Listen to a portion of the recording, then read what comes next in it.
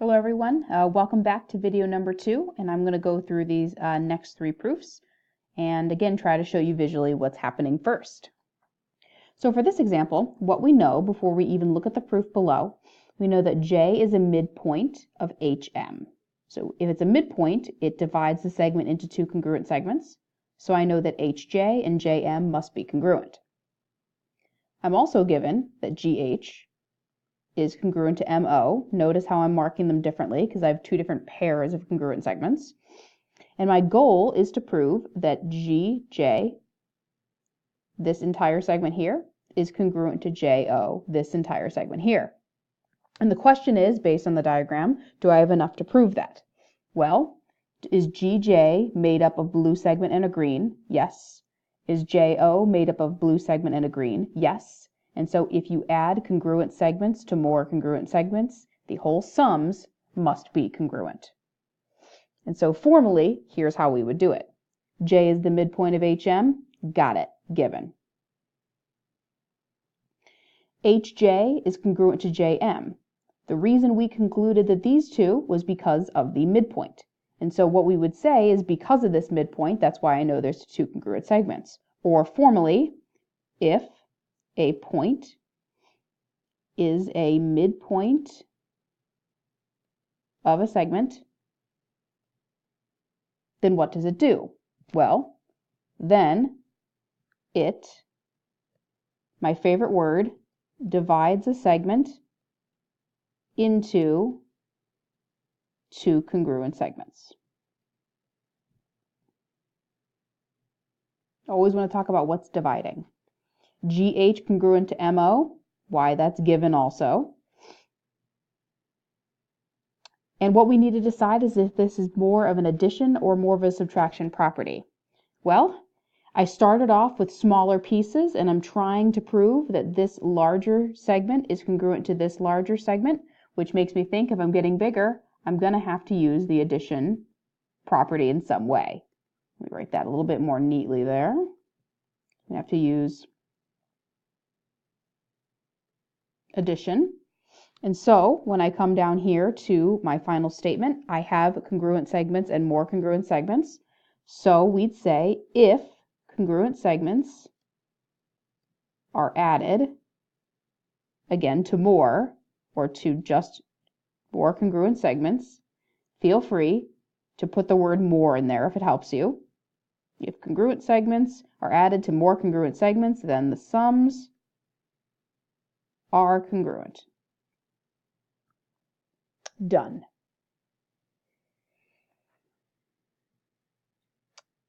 The next example deals with angles. So again, let me mark what I have first. BAC, this little angle here, is congruent to GAF.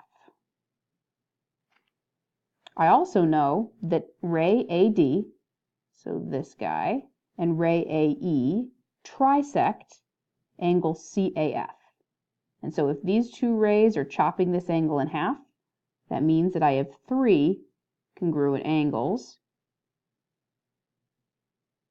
here. My goal of the problem is to prove that angle BAD, or angle bad, so this angle here, let me just trace that in red. We're trying to prove if this angle can be proven congruent to GAE, which is here. So if you take a look at the 2 red angles, it looks like this red angle, which is larger, is made up of the blue and the green, and this red angle is also made up of the blue and the green. So again, I am getting to be a larger than what I started with. So I'm thinking at the beginning of the problem that I yet again will need some sort of addition property to get this right. So let's go through. BAC congruent to GAF, given. AD and AE trisect, given. How do I know that CAD, DAE, and EAF are congruent? Well, the green angle came there because of the trisection. So what's doing the work? 2 rays. If 2 rays trisect an angle, then what do? Then they divide the the angle into 3 congruent angles.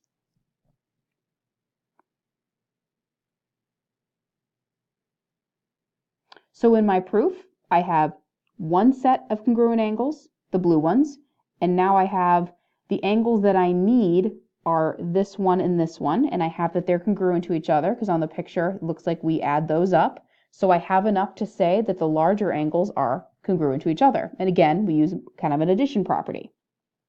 This time, we're adding congruent angles to more congruent angles. So if congruent angles are added to, and again, I didn't write it last time, but feel free to write to. If congruent angles are added to more congruent angles, then the sums are congruent.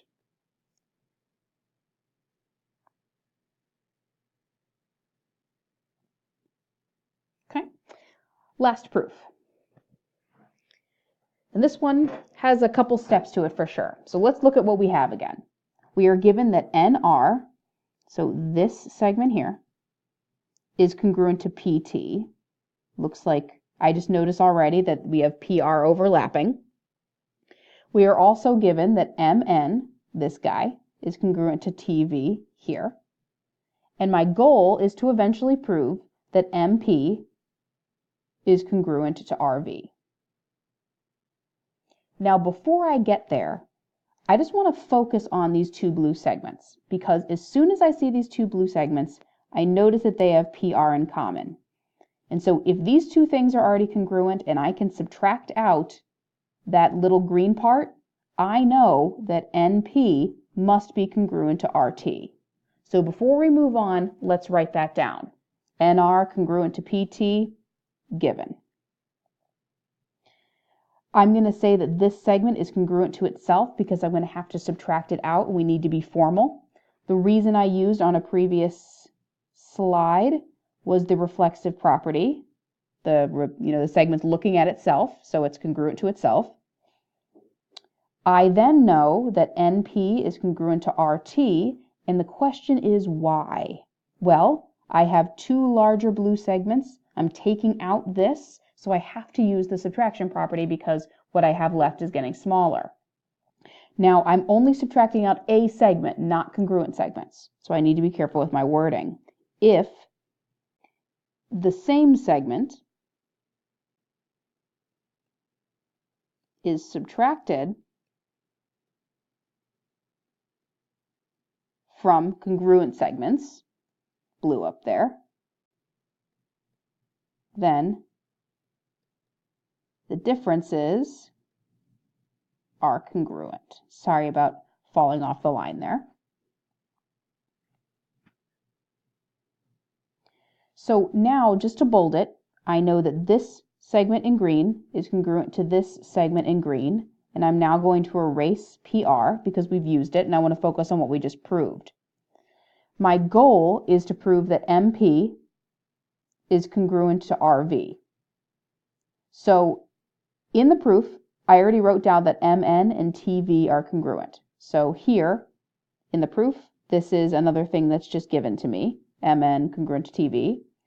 But if my goal is to prove that this segment is congruent to this segment, I think I have it already because we know that MN is congruent to TV. We know that NP in step 3 is congruent to RT. So I can add up the purple and the blue to get the red. So I'm using the addition property. So in this one proof, we used both the subtraction and the addition. How sneaky indeed. So let's think about our wording this time. It looks like we're adding up two pairs of congruent segments. So we'd say if congruent segments are added to more congruent segments, then the sums are congruent. All right, guys, thanks so much for sticking with me. Again, feel free to watch any of these again, because I know that at first, seeing these can be tricky for some. On Friday, we will be practicing this more in class, and so hopefully more of your questions will be answered. And feel free to come in with questions if you have any. All right, thanks guys.